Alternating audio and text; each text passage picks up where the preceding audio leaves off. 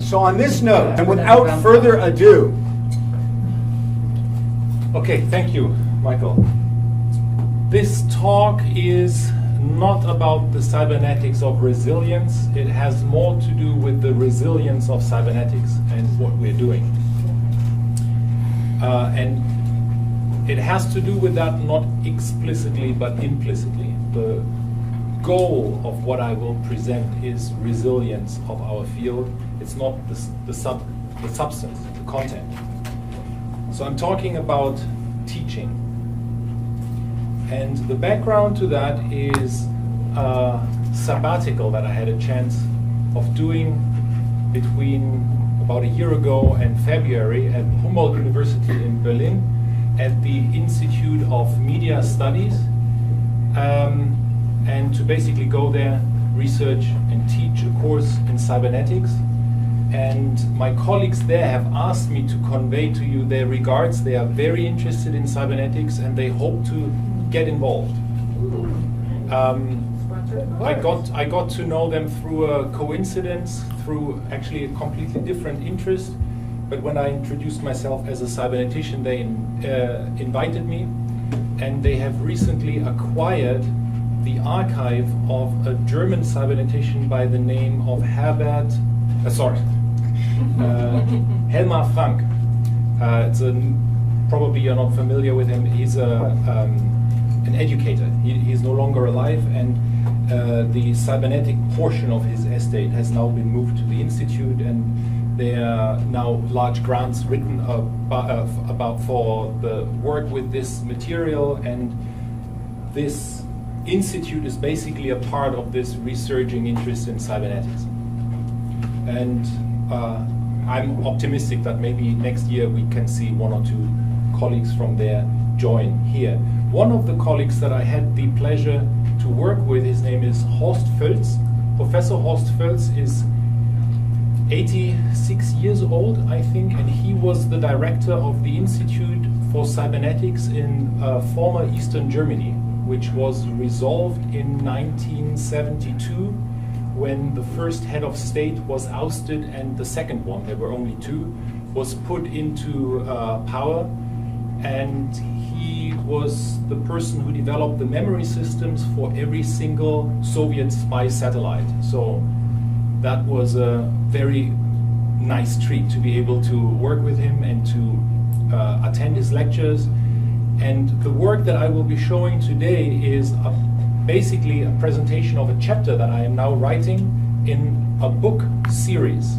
The Institute produces, as of now, a series of books that introduces different disciplines to media students.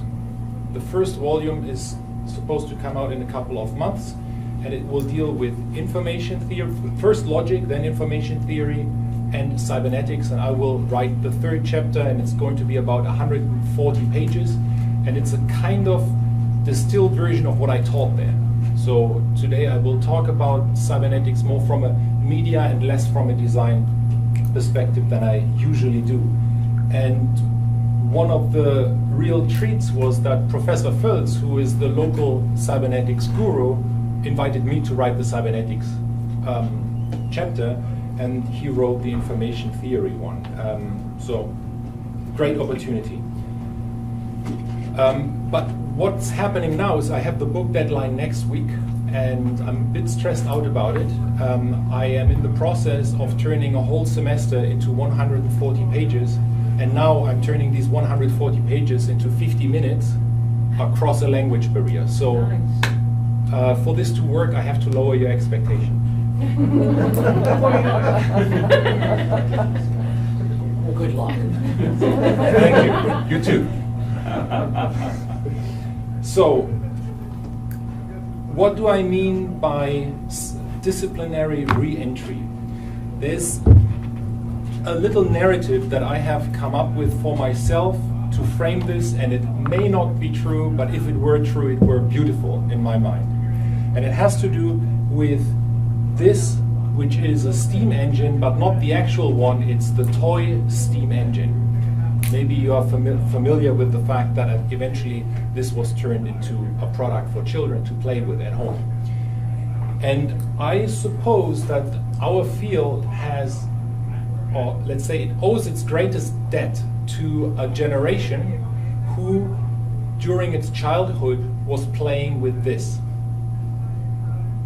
So I suppose there was a generation of cyberneticians who, maybe even before the word cybernetics was on the screen, had an opportunity to engage with self-regulation and feedback systems in a very hands-on, immediate manner, burning their fingers and probably through that way getting inspired to think about these things at an early age. What era do you mean?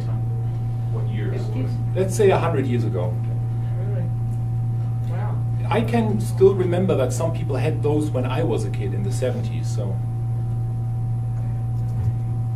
Point of information, there's the original models are still manufactured in U.S. in a workshop in Pennsylvania, and you can actually go and order one today. I might actually do that. Yeah. It's called Jansen or Jensen, I'm forgetting, and it's easy to find. So obviously this is a cybernetic object, but I believe it's a cybernetic object at more levels than meets the eye. The actual industrially applied steam engine was reincarnated as a toy. As a toy, it is a product of the industrial paradigm its parent has produced, and as an educational resource, it has paved the way into a future of cybernetics and thereby perpetuated a certain way of thinking and manipulating our environment. And that worked well, and it made cybernetics accessible to the hands of children at a time when cybernetics was crude. But today, our cybernetics, or the dominant ways in which cybernetic principles dominate our experience, happens in minuscule electronic and optical signals that are not accessible to children's play. So the challenge that I'm setting for myself is, can we put the history of cybernetic ideas into a toy format for students as a 21st century equivalent of the steam engine? And that's what I mean by cybernetic reentry. The picture on the right is a picture that I took from Ray Eisen, and it captures this idea of creating a path and then walking on that path in the intellectual domain, if you will.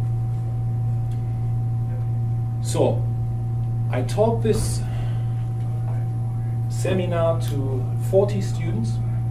I taught it in the best cybernetic way I could, which meant I tried to turn this into a constructivist exercise, hands-on, action-oriented. Some of the students accepted that invitation and did it sporadically, others didn't, and that's the spirit in which this whole resource is now going to be presented. It's an invitation to play, but you can just read it and also hopefully get something out of it.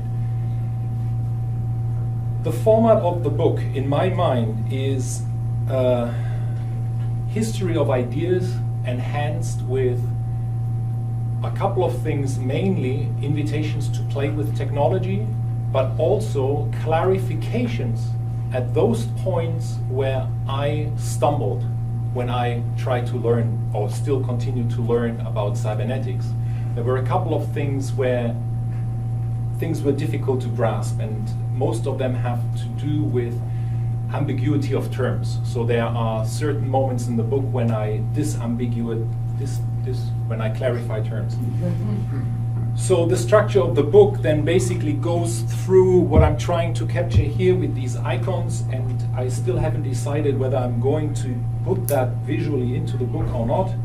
Other guiding principles that I'm relying on are 4 ideas that I took from work that Stuart Umpleby did with a person named Eric Dent, a comparison of different systems traditions in terms of their underlying assumptions, and according to that work, second-order cybernetics is the most radical departure from conventional natural scientific thought in terms of its approach to subjective observation. This is very small on my screen. I should remember them. Non-determinability, circular causality, and self-observation. So these are... Should we wait until you're done to comment? I will not be able to go through everything I have within whatever time there will be, so you better interrupt me now. Okay. I'm afraid to. Intersubjective observations. Just a thought. Go on. You have a point. I'm taking this from Stuart's paper, and it's about basically my way of capturing, based on existing literature, what differentiates what we do from what other people do, and that guides what happens in the chapter, where initially I am taking a critical approach to dominant paradigms, and out of that critique develop suggestions for alternatives that people then may pick up. Tiny. What is the symbol for the square? What is the square symbolizing? It's a black box. But Which symbolizes? think of this as Shannon, and think of this as the trivial machine. Okay, that's a...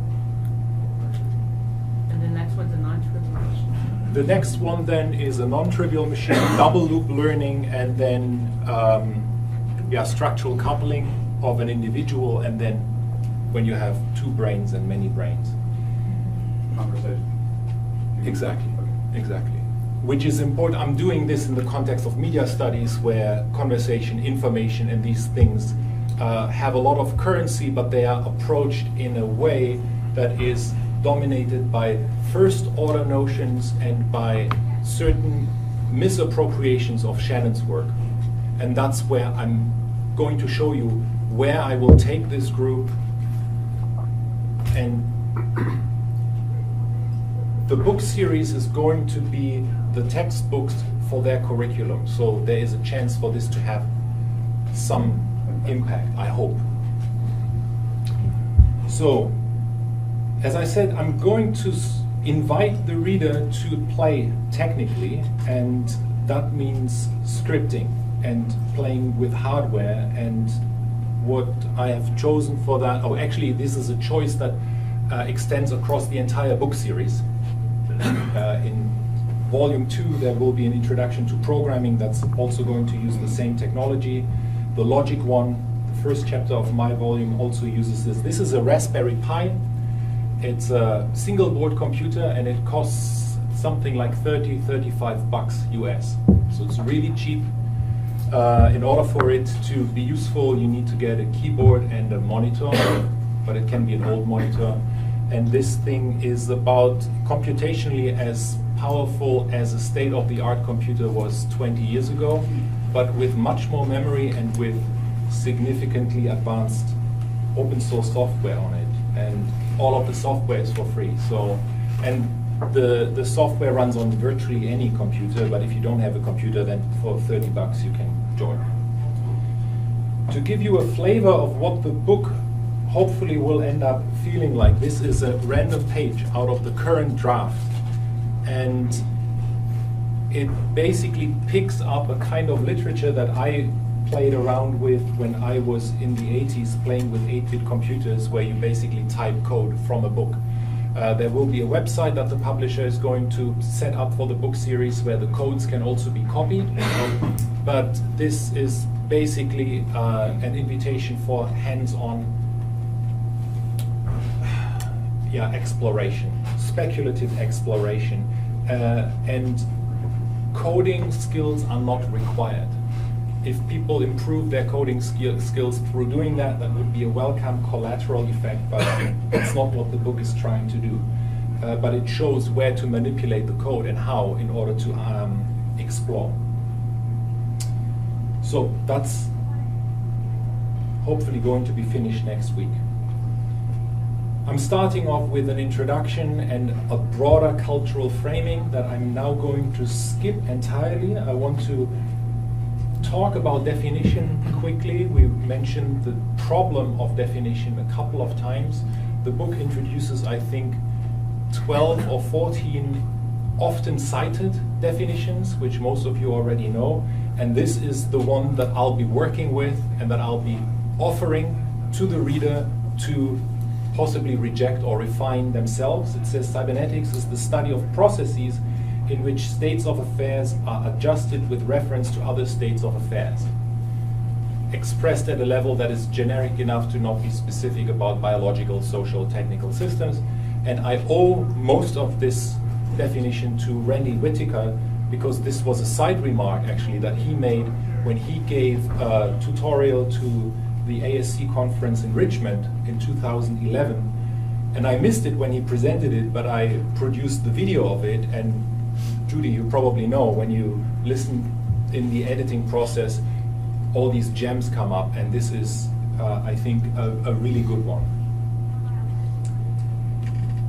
Okay, so most people who have a notion of cybernetics associated with control, and that's where the journey starts. Control, the ambition of control presupposes two apparently incompatible notions, namely determinism and free will. I'm not going to go into that in great detail, but how can I set in motion courses of events according to my preference in a universe that is subject to decay and in which no two snowflakes are alike? How can that be achieved in a physical universe? Or more to the point, how would it be possible to get a machine to perform with the precision of a formula on a piece of paper? How do you go from that ideal to something that is actual, yet approaches the determinism and perfection of that ideal?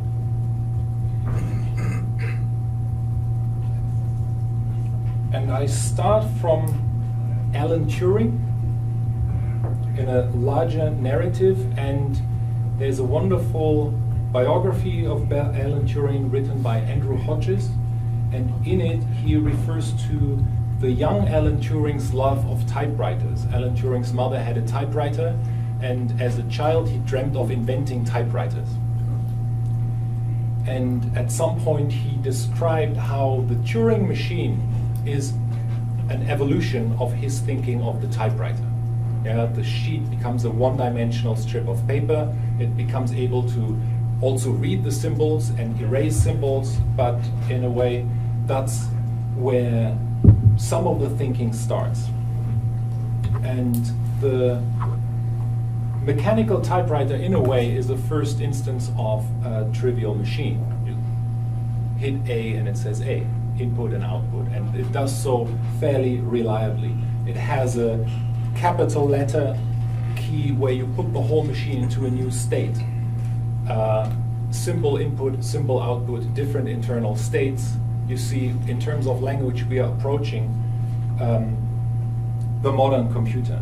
Of course, the modern computer is that ideal form for us today, but it is very complicated to understand an entire computer. Therefore, some of the principles by which we achieve mechanistic determinability is probably best explained with reference to the Turing machine itself. So I'm now going to jump back and forth between my slides and the exercises.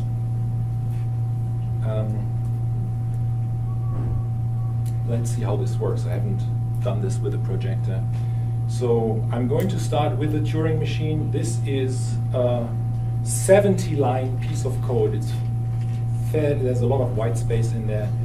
But this is my implementation of a Turing machine, which of course in principle cannot be implemented because the way Turing described it, the tape has to be infinite, and that keeps most people from building Turing machines. But in his paper where he presented it, he actually also said that the human mind has to be thought of as finite, and it can do many things. And so can a Turing machine with a finite tape do many things. So let's just run it. This is a script in which the Turing machine is implemented, but universally programmable. So there is actually a code that you can write within the code. There's a parser, there's an interpreter, and the whole thing fits into 70 lines of code thanks to the compactness of the scripting language Python that I'm using. So I'm going to run this, and this is an algorithm that will find a number on the tape and double it through these 5 rules up here. The first one is basically a starting condition. So this is what it looks like. The read-write head approaches a 2 and then goes through those different states and doubles the number, and it will do that with any number. And the book comes with alternative scripts for the Turing language, for the Turing machine as well. And this would be the first instance of an equivalent of a toy steam engine. Yeah, so now you can give this into the child or the hands of a child or a student, and it becomes something that can be played with. That's the difference between me doing this in a seminar room, where I've tried to be as interactive as possible, and now doing it as a book, is that as an author, I have no opportunity for interaction with the reader. And this is my excuse for indulging in the guilty pleasure of writing for my 18-year-old self. This book would have been great. Or it should have been the book that I would have loved at age 18 or 20. Okay, back to the slides. Here we go. And from here we go to the trivial machine. Every time you press the same button, you get the same output. There's a script that does that as well, but in this context, I don't think I need to go through that. So you probably get the idea. I'm basically retracing a history of ideas, and I'm making certain choices of certain principles and ideas which I think lend themselves to this way of playful approach and scripting. Of course, the whole thing started with Norbert Wiener, and one of the things that Norbert Wiener aimed to do during the Second World War was this anti-aircraft gun. Is there any one of you who is not familiar with this? Do you all know about this? Okay, that's great. Then I don't have to explain it. The thing basically samples a path and then makes an extrapolation to determine where to shoot ahead of the plane in order to hit it by the time the shell reaches the altitude. So again, oops.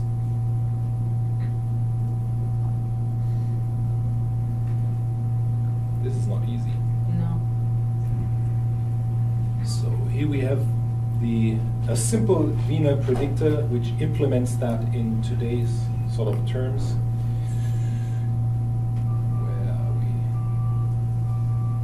So this is it. This is the sky, and the time is the moment the moment where I stop observing and deciding where this goes.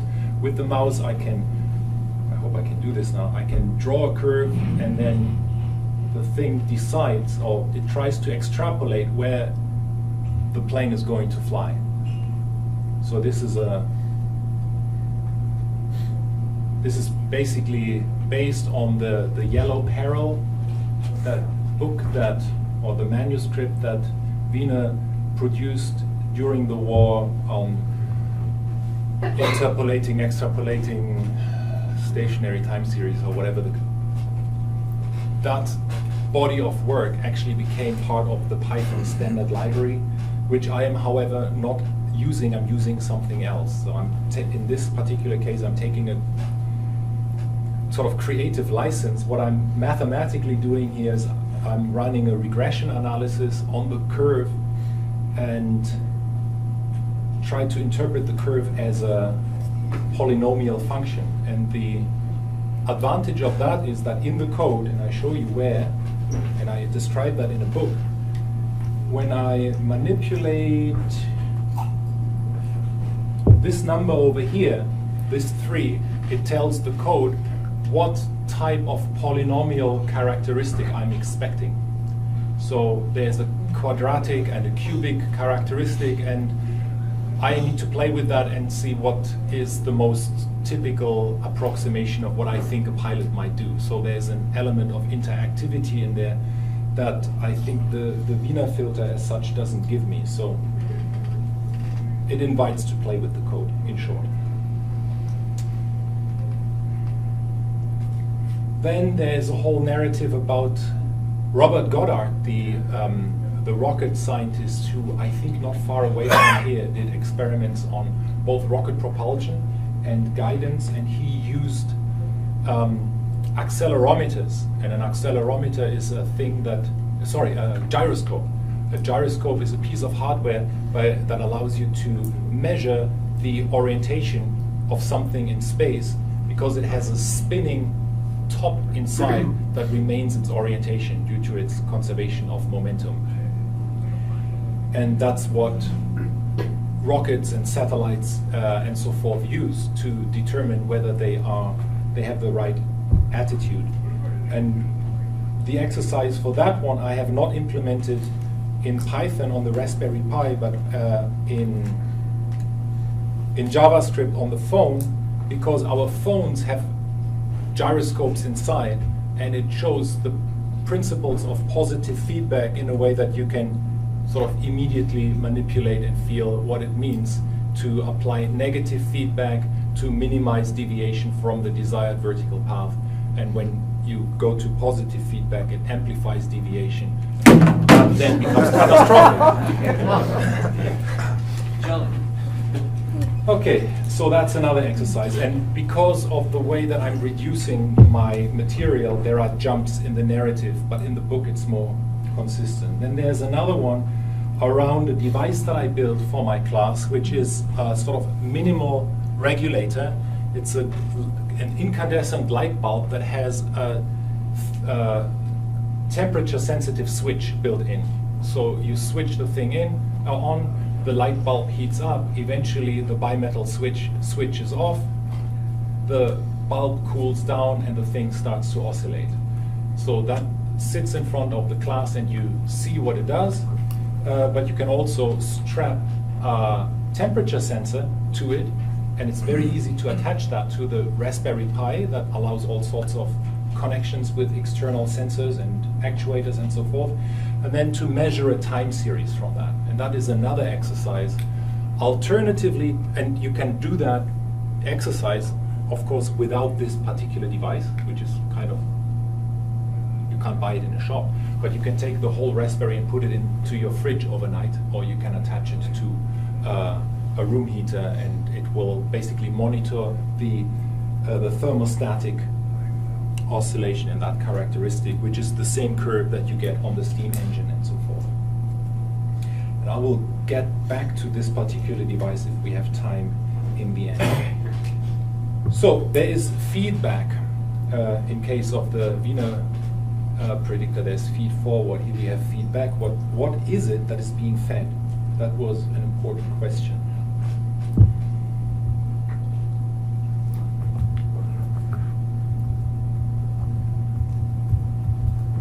Oh, I lost a slide, so I have to do this one by ear. There is a passage in Norbert Wiener's book, Cybernetics, where he answers the question of what is being fed back. I, today, from this perspective, don't quite agree with it, but that was his answer, and his answer was information. And he made that point with a statement that I think I can recall. He said, information is information, it is neither matter nor energy. And that was a very fateful sentence to my colleague in Berlin, Professor Völz, when the Soviets read that sentence in Norbert Wiener's book. And they saw that Wiener introduces information as a third element next to matter and energy. They saw that as a threat to the worldview of materialistic, how do you call it, the Marxist? I always stumble across this one, the dialectics, dialectic materialism. So that led to them rejecting it, and it was part of actually the power struggle that happened in the early 70s in Eastern Germany. And of course, from here starts the whole world of information theory. And as not too many people know, when Shannon formulated information theory, he made ample use of Norbert Wiener's generous tutoring. And this is described very neatly in Conway and Siegelman's biography of Norbert Wiener, where the whole approach of using statistical methods in interpolating and error correcting and so forth in Shannon, much of that actually comes from Wiener, or was developed jointly by Shannon and Wiener. So, as I said earlier, that's a strong part of the narrative at the Institute where I did this and which I'm now writing for. So here we got Shannon, and you are all familiar with this diagram. And in order to test this critically, you are now my guinea pigs, or actually my students are my guinea pigs, and I walk you through this experience. You will now find yourself in the position of a receiver, and I will send a message.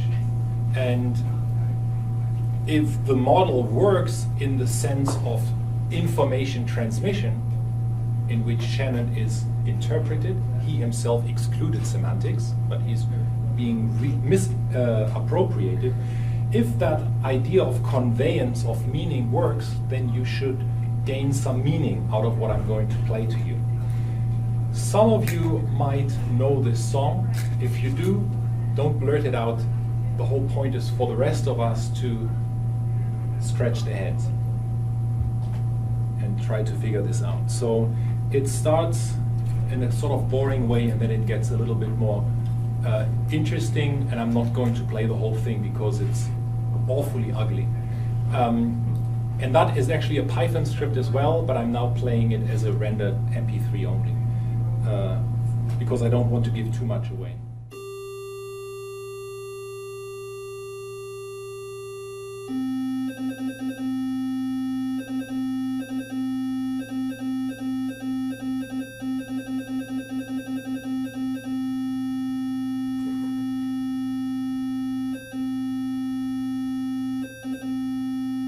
Okay, we'll do this for 3 minutes, and the quality of it is not going to change, so I'll stop here.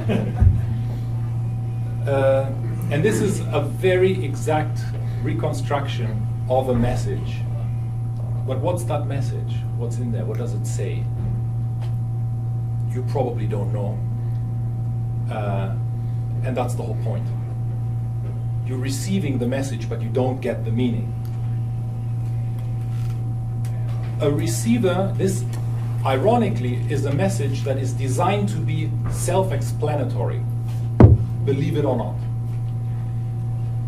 The listener who makes it through the whole 3 minutes is expected to count the number of beeps, and it's 1,376, and from there you are supposed to realize that this number is a semi-prime number, which means it can be divided by 1 and itself and 2 other numbers, which are 23 and 73. From there, you are supposed to speculate that this could be a binary encoding of a visual message in bitmap format, and those 2 numbers are the dimensions of the image.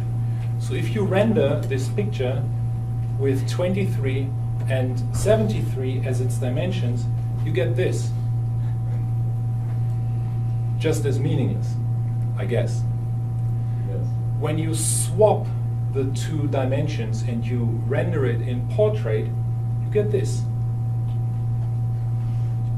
And this is the supposedly self-explanatory Arecibo message by which humankind made itself known to alien species in 1974, and it contains a long narrative about Earth chemistry and DNA and the human, and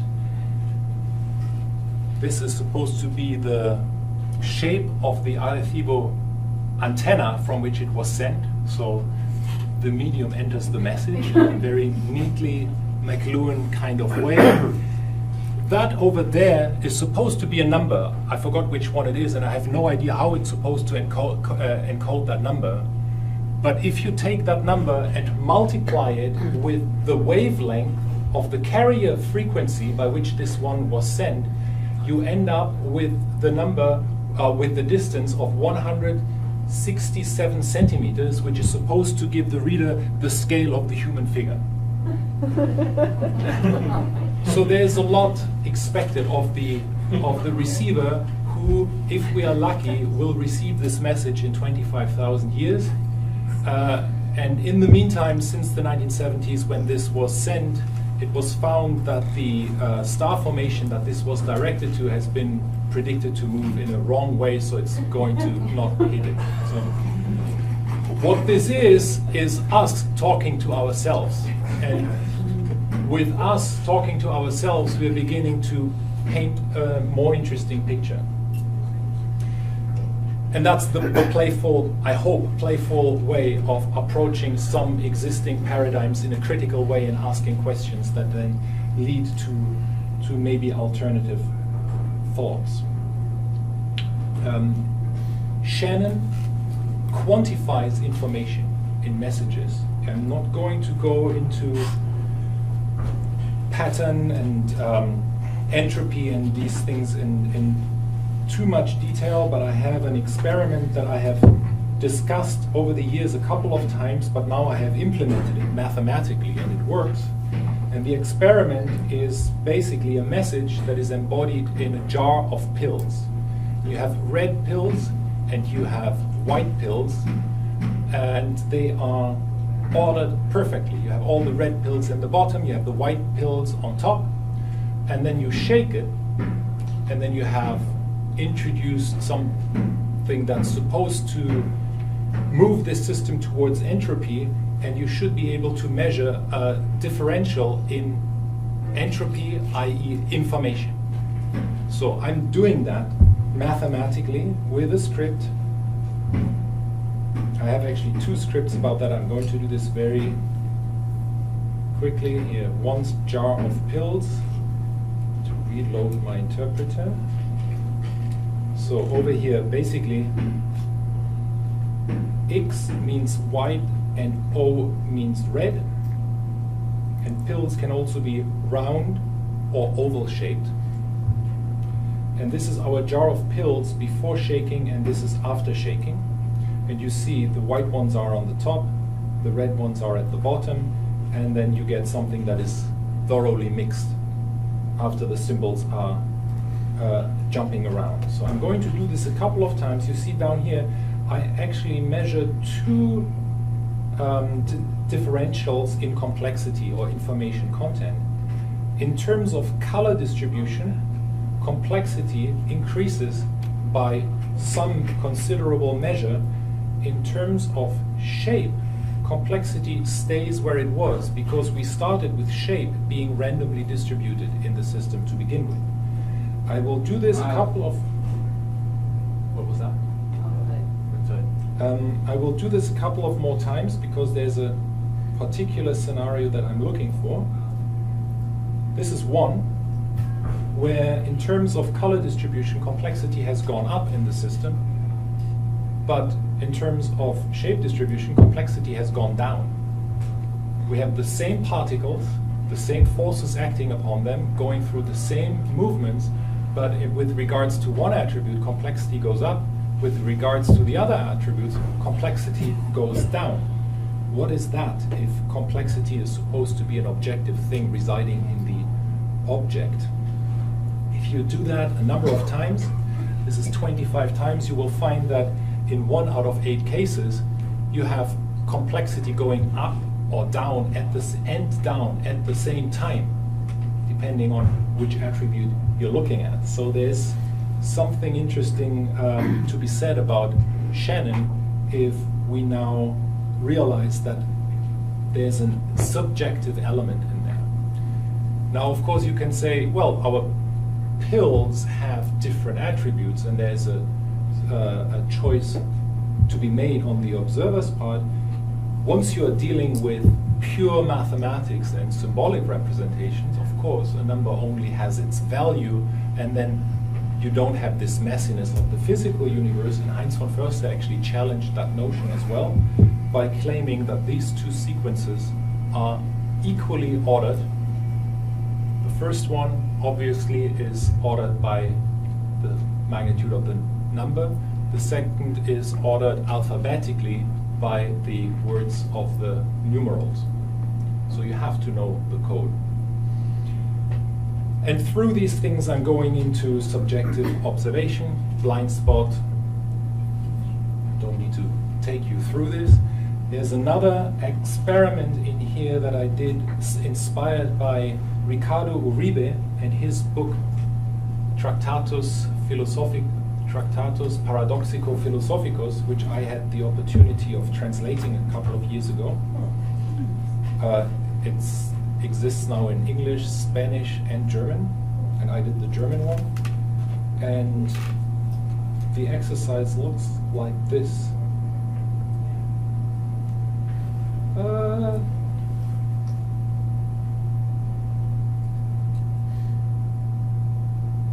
It's an oscillating chessboard. He talks about paradox in this context and education, but he points out that you can look at the center of this oscillating chessboard and identify motion, where in fact nothing is moving. Do you see that they are moving? Try to turn the direction around and it will work. You can choose any direction, horizontally, vertically, diagonally, and you as an observer determine where or what this thing is doing with here nothing changing. And as you see, this is a really different approach to technology, I hope. Maybe it's a second order approach to technology. These are not Fitbits or vocabulary trainers. These are not utilities. These are machines for showing and playing. So they are not utilitarian. They are toys, maybe in the sense of the fifth resilience that we were talking about earlier. So here's another example of that effect where you can decide whether the train is leaving or arriving. Turn it around at will and it will follow. So those are experiences to approach the role of the observer in the observation. And when we go into the domain of media and computer technology, the same thing applies. This is a Chinese abacus and a slide rule.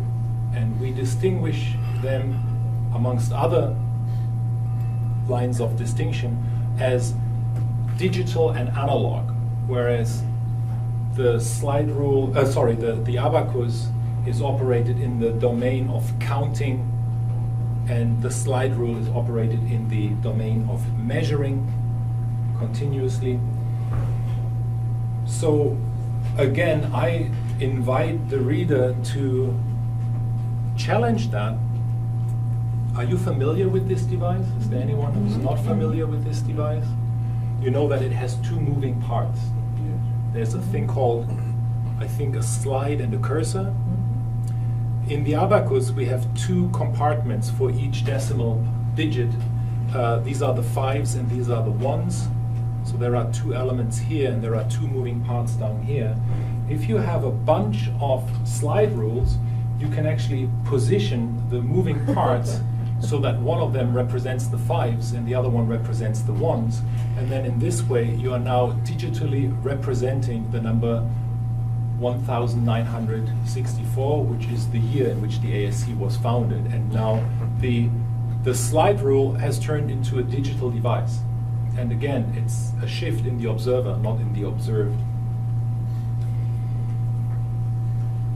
Going back to how does the digital machine achieve its reliability, imagine you take your 1964 expressed on the abacus like that, and you take it on a bus ride. By the time that you arrive, maybe 20 minutes later, your beats may have shifted and your abacus may show a different number. because there's nothing that keeps the beats from moving when you are moving with it in hand. So something happens when we hold a bit, and Faisal this morning mentioned the hysteresis characteristic, which was one of the things that freaked me out when I studied electrical engineering. I was supposed to understand it, and I failed. I literally came out of a mathematics class where the teacher told me that in a Cartesian two-dimensional sort of time series, for every x value, there can only be one y. You cannot have more than one. And then they hit me with this, where there are multiple y values. And what's going on there, I could not understand. And I feel very sorry for students who have to go through that pain. But having to take care of a lock of long hair at home, one morning I realized that this characteristic can be found in a very hands-on example of the hair clip, which has exactly that kind of characteristic, where the deflection, the place where this piece of, do you recognize what this is? Yeah. This is a hair clip. Technically, in engineering, this is called a snap disc. It's a bistable structure. And where this thing is, relatively to the force by which you move it, is non-linear in the sense that in one way it jumps very late, but in the other way it also jumps very late, and what you get out of that is this characteristic. And if you were to encode your 1964 with hair clips, they would probably survive the bus trip because it's much more stable. And this is how flip-flops and similar devices in computers hold zeros and ones, so they don't change too easily under external influence. I have a very quick agent model of the Ebbinghaus experiment that von Förster worked with. For time reasons, I'm not going to show it to you, but this is part of a beautiful narrative that Heinz has about his coming to cybernetics. He took the data set of this researcher, Ebbinghaus, who asked his subjects, he's probably the founder of empirical psychology, and he asked his subjects to memorize a series of, I think, 100 random, meaningless syllables, and then interviewed them at regular time values, time intervals afterwards, like 3 days later, 6 days later, 9 days later, to see how much they memorized. And the result is can be described in this with this function. Are you familiar with this story? No. Okay. This is how Heinz came to cybernetics. He basically looked at this and he tried to model it mathematically, but he realized that there is no decay function that doesn't approach zero. Decay functions approach zero.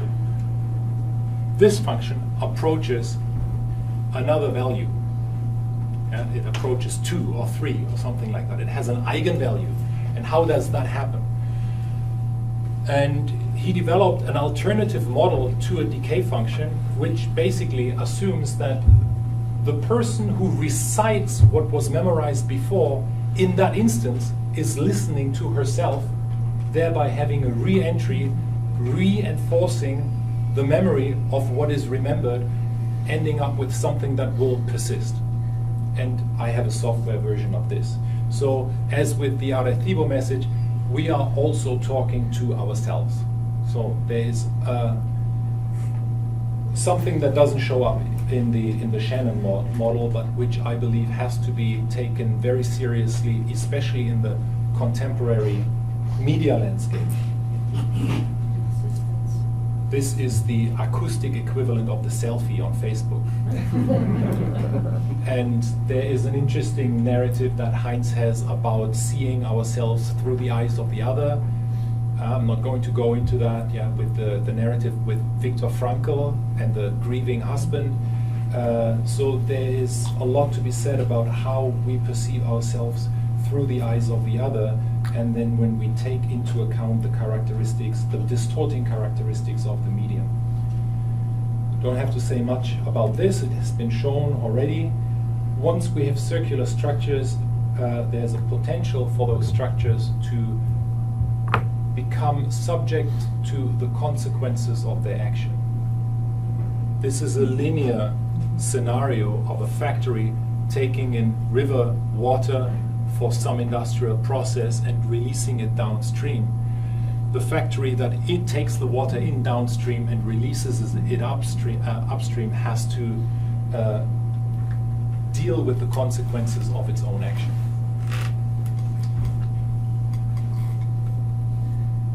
Here's a narrative about a drum solo in a single, the B-side of a single 1967 by a group named the Winstons. There's a drum solo in the middle. It's 7 seconds long, and it's been sampled, and it is the basis of about 80 to 85% of all electronic music of the 1990s. It has re-entered into musical production in the form of sound chips, sample CDs, drum computers, and it is a great example of how sampling allowed earlier cultural expression to re-enter later cultural expression in a remixing fashion. Very interestingly, especially in the US, but through UN regulations globally, the deliberate sampling that has led to a plethora of new electronic genres during the 1990s immediately stopped with the new millennium because it became illegal to sample and to reuse earlier music, and it became subject to royalty payments. And with the new millennium, we also see an immediate stop of the innovativeness in electronic music, which is only now going to change again because musicians are finding new strategies. Another example in the media field is this app. Just very quickly, it is an app that crowdsources drone strikes in the Middle East, and it has been banned repeatedly on the iTunes store by Apple for its excessively crude and objectionable content. And this is an example of a media landscape that deprives a population of insight into the consequences of its political choices. So there are filters, and you probably get my point. These are just examples of that notion of ethics and responsibility coming in with circularity. Here's another one. This is a hearing in a county somewhere here in the US where there was some kind of a hearing where a panel tried to convince the local community that the water that's coming out of the taps is good for drinking, and then one of the farmers got out a bottle and invited the panel to drink some of the fracking water, inviting them for a re-entry. And at the same time, that re-entered through the media, and it became a very powerful thing. Very much in the way in which we all would hope that the chefs in the restaurants we use eat their own dishes, and you wouldn't trust a chef who doesn't, yeah? So it's that figure. Shift of gears, a couple of examples of disambiguations that I have. One is control. There are two different ways in which we use the word control, and I have to take that potential misunderstanding apart. It can refer to either the maintenance and stability in the presence of perturbation, or it can mean restriction. And usually we have to guess out of context what a speaker is referring to. Another one that tripped me up a lot initially was the notion of a closed or an open system. And I believe, and please correct me if you think I'm wrong, we're using these terms in two different ways. Closed system can refer to a system whose output re-enters as an input. We sometimes refer to that as a closed system, but we also refer to closed systems as systems that are isolated from the outside. So we are either closing this loop or we are closing this insulating layer. And it has to be deducted out of the context what is meant. When we talk about the discrete in the domain of the digital, it seems to me that sometimes the discreteness or that distinction refers to the difference or the separation of the phenomenon and the description, and sometimes it refers to the discontinuity in the symbolic coding. These are the stumbling stones that I encountered, and I think I have figured them out. So, and there are many more. Another one is the notion of a nonlinear system. Nonlinearity as opposed to linearity may refer to either the proportionality of output and input of a system, where a linear system is one where we can plot the graph with the ruler, but sometimes a linear or a nonlinear system refers to systems that either allow or do not allow their outputs to re-enter as inputs.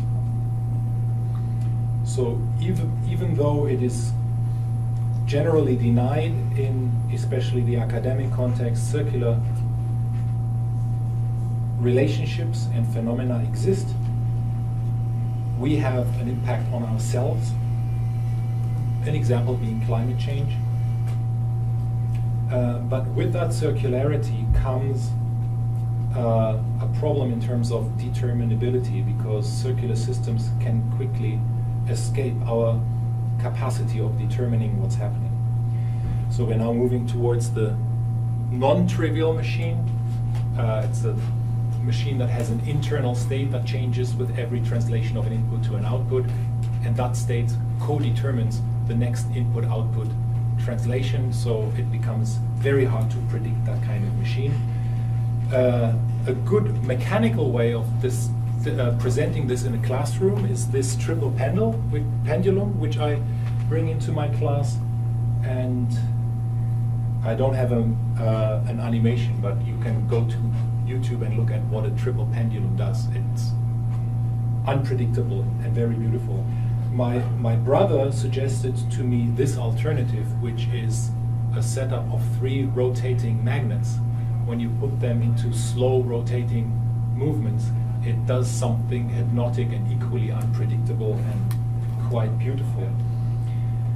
In the symbolic world, you can do this with the Heinz von Förster's idea of the non-trivial machine. Again, I have a script that you can play with in the book that does that. Going back to Turing, and I've mentioned this repeatedly at ASC conferences, I think I have retraced a lineage of inspiration from Turing, who cracked the Enigma code, talked to Ross Ashby in the Rotary Club in the UK. They were both members of the same cybernetic dinner circle. And Turing was not supposed to talk about the code cracking, but the principles of the Enigma machine were known, and he probably talked about that with Ashby. And a couple of years later, 1956, he builds that machine, which has a plug board, 8 switches, 8 lamps, and rotating, like a crank for rotational permutation over random wiring. And that's isomorphic with the Enigma machine, basically. I'm not going to go into details too much. And a couple of years later at BCL, Ashby reduced the machine further, and now it only has 2 outputs, 2 inputs, and an electrical motor inside. And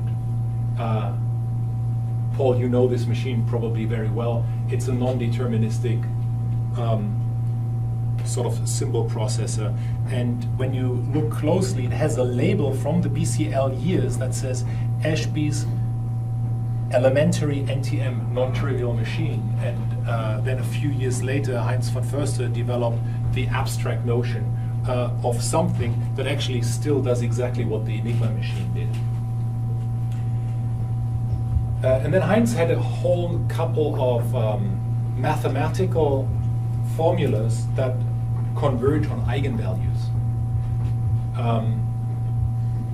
One of that is you take the input divided by 2 and add 1. Another one is square root of itself. Yeah? If you put any number into a pocket calculator and you hit the square root button, eventually it will be 1, and it will converge on this eigenvalue. And this is a trigonometric one that inputs two numbers, and depending on what those two numbers are, they converge on two different eigenvalues, and it's always going to be a different eigenvalues depending on what your initial numbers are. And now we are getting into this, sorry for the German, this means reentry. We are getting into a dialogical dynamic where the cybernetic answer to Ashby comes in from Glanville. Again, in the simplest reduced case, we have two parties. The first one has a thought, thinks of this tree. We are now in a godlike position that doesn't exist in the human domain, because we can never know what goes on in somebody else's head, as Ernst von Glasersfeld said. That's the thought, and there's an expression, tree. The other hears tree and forms a mental image. But you will notice that the tree looks a little bit different. When we learn the word tree, our parents point at different trees and they all look different. Now, in a very Paskian sort of teach-back manner, the second person re-articulates that in her own words, expressed here with the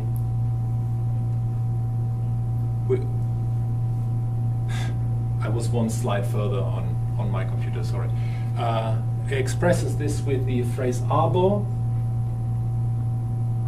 The first person hears that, and now we have a third image, and now the first person has to compare her initial idea with what came back from the other, and in this comparison decides whether the two are close enough to assume that an understanding has been established, or they keep going until they do so, or eventually, if that doesn't happen, they have to agree to disagree or to not come to a shared understanding. That's the conversational way by which we share not only meaning, but also our faculty to interpret within a cultural domain, which is exactly the reason why we earlier didn't understand the Arecibo message, because we never went through this process with the people who came out with that bleeping message. Going to computers, there's a nice quote by Gregory Bateson in Ecology of Mind, where he says the computer, which is generally thought of as a linear tool, actually is in a cyclical relationship with a human. And the most acute expression of that, in my experience, is the debugging of code. Actually, the talk that we had earlier with the two images where we had to spot the difference, and we wouldn't see the difference until we saw it, and then it was unmistakably there, is very, very, very similar to my experience of debugging code. It's so hard to find the bug. And when you see it, you wonder how could it have ever worked. It's screaming at you. Anyways, so going back to that device, there's a story that I'm telling about me creating that device. I made it, and that was a process in time. And there were a couple of thoughts that came to me. The first one was I used a 60-watt light bulb, and that was just unbearably bright to look at as a demonstration in the classroom. So I replaced it with a 25-watt one. And I couldn't find a 25-watt light bulb that would be able to deal with both 110 and 220 volts. I made this for traveling with it, but I thought, well, for the time being, I have to forget Japan and the US. I cannot easily, it's very hard to buy light bulbs these days. So I basically said, okay, this is going to be a 220 volt device. The temperature sensor is attached with a metal strip. I had a plastic one initially. It was not reliable enough. This is I don't even know how to call this thing in English. In German it's called a manchette. I don't know what it's called, but it's a metal thing, which means for safety reasons it needs to be grounded. So I had to swap the cable for a 3-conductor cable with a certain kind of plug that in the US you don't know. But you will see it when you come to developed countries. So what's going on here is, this is a narrative of a design process. And in that design process, I listened to this thing in the process of coming to life, and I shaped it, and it shaped me. It talked back and it gave me suggestion, and it told me what would work or what might work better. And in this development, of course, there also were dead ends where I tried things and I walked back and dismissed them. It is a thermostat between a controller and a controlled, and of course they're both controlled and controller, and their relationship plays out in a process of circular causality in time, and there's variety on both sides. But hang on, I can use exactly that same language to describe my relationship with it in my process of designing it. I control it, it controls me, and there's circular causality, and there is something to be said about this process with regards to variety. I'm not going to go into an introduction to variety with you, and we were talking about requisite variety, which might be given between a switch and a light bulb. And Ashby said the controller has to have at least as much variety as the light bulb. In this case, you can actually dim the light bulb and it has more potential variety. But in its being controlled by this device, that is irrelevant. And that is actually Glanville's corollary of Ashby's law of requisite variety, which is not very well known, but it should be known, which means that any excess of variety on either side of this relationship is completely irrelevant. And if you have perfect control, the variety has to be exactly the same on both sides. That is requisite variety. In the human domain, we encounter each other, for example, with very different vocabularies about color, just to make this visual.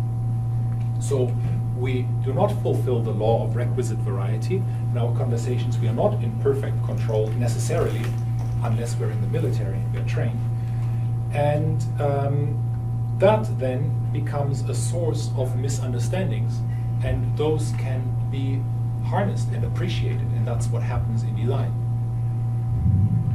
And that leads me to the cybernetic notion of media, which of course is relevant in the context of media studies.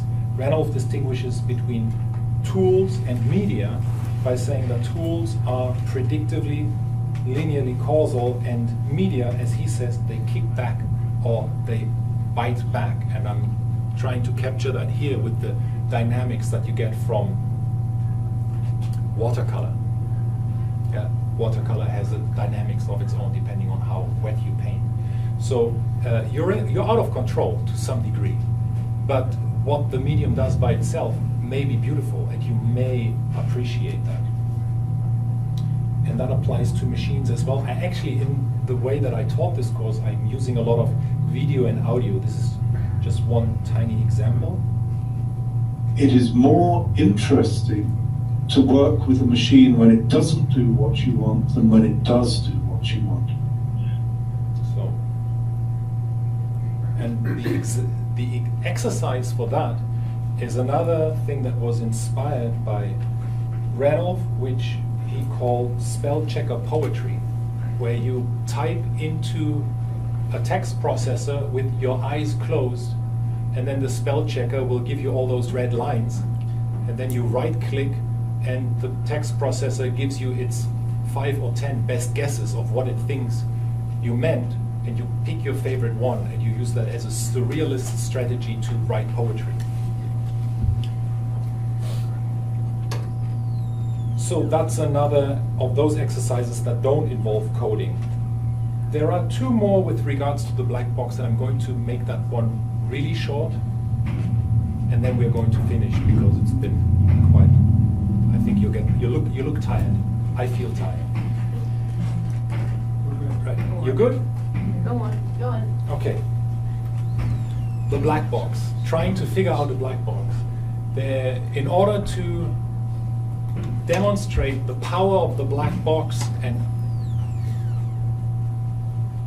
the dynamics that unfold within us when we try to figure out an observable and we try to model what it does, how it translates its inputs and its outputs, has been investigated by a member of the early Macy conferences that we do not talk about very often. His name is Alex Bavelas. Have you come across?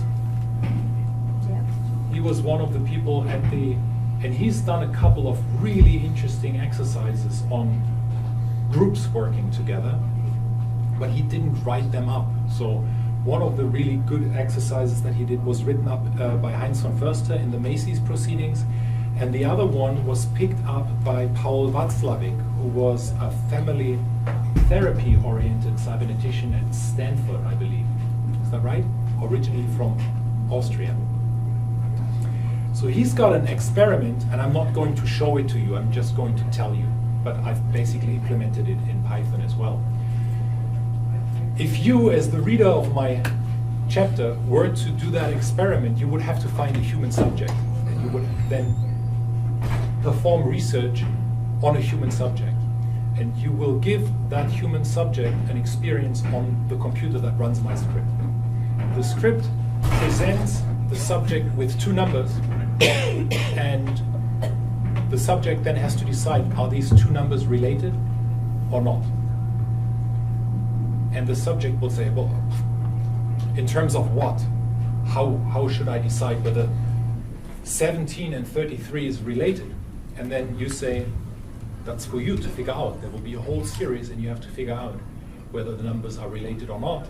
And the way you learn it is by listening to me, because every time you make a guess, I will tell you whether you're right or wrong. So, shall we do it?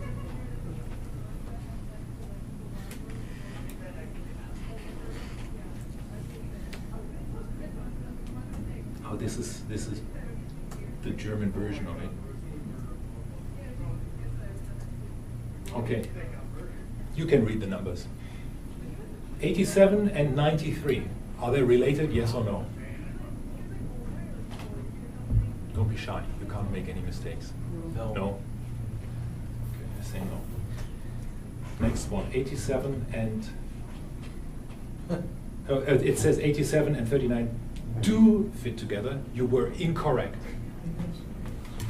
Next one, 99 and 45. No. Yes. I say no. Incorrect, they do fit together. 3 and 25. No. 61 Oh, and so 45. 61 and 45. You get the point. We're not going to do the whole thing. It will ask you 25 times. Yes. And the experiment is called a non-contingent reward experiment. The answer that it tells you, whether the numbers fit together or not, have nothing to do with your guess. But along an exponential curve, it will agree with your choice increasingly over time. And towards the end of your series, you will have a very high success rate.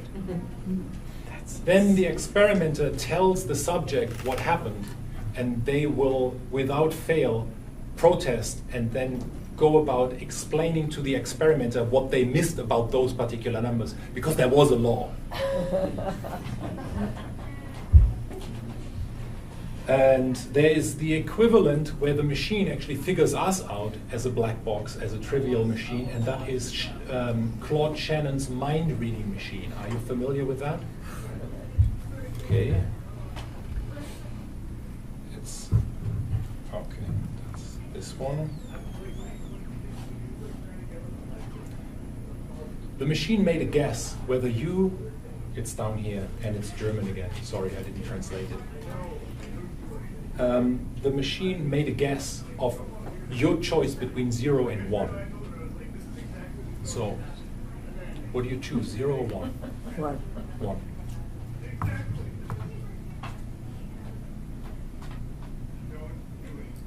Your choice, 1. My prediction was 0. 1 point for you. 1 point for you, 0 points for me. Again, 0 or 1. It has made its prediction already. 1. My prediction was 1. Another point, 1 point for me. 1 point for you, 1 point for me. Again, 0 or 1. I already made my prediction. It predicted 0. Next one. So now you will, if you go on with that strategy, it will beat you. It has 8 strategies, and it looks back at your last 3 choices, and it's very difficult to beat this thing, even though it's just this much of code. And you can, I suggest you read it up or you buy my book. Oh, by the way, I have an agreement with the publisher. After this comes out as a chapter with a focus on media, I will, with the same publisher, do a self-contained book, which is an extended version in English, looking at media and design. So there will be a whole series of Python and other exercises looking at design as well. So, but that will come later. How long do we have to wait?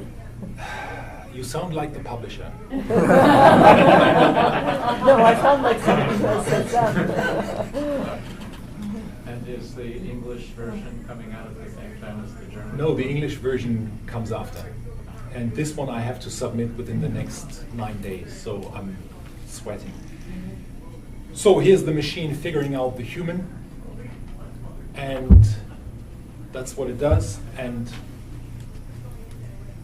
I have a couple of endings for the chapter right now, and one likely ending is a hypothetical 3-dimensional coordinate system to model a human actor in a social network. You have 3 axes, from conservative to progressive, from introspect to extrovert, and some other personal characteristics. Now imagine the social network mining your activity semantically and putting each of your activity as a point into that space. You will, if you develop, describe a trajectory. And now you can use an extrapolating function and determine what your state of judgment might be next week, in the way that Google is predicting when you will buy flu tablets. So the system is turning around. We are not or who said it? If it's free, you are not the consumer, you are the product. And we have a shift of means and ends that connects back to something that I said about means and ends in the introduction of the book. That's now where my narrative falls apart, because I didn't integrate everything into this presentation. So that's the idea, a re-entry of using cybernetic ideas, conveying them in a radical constructivist, action-centered manner based on cybernetic technology to perpetuate cybernetics and to have it creep on into other people's minds. Thank you.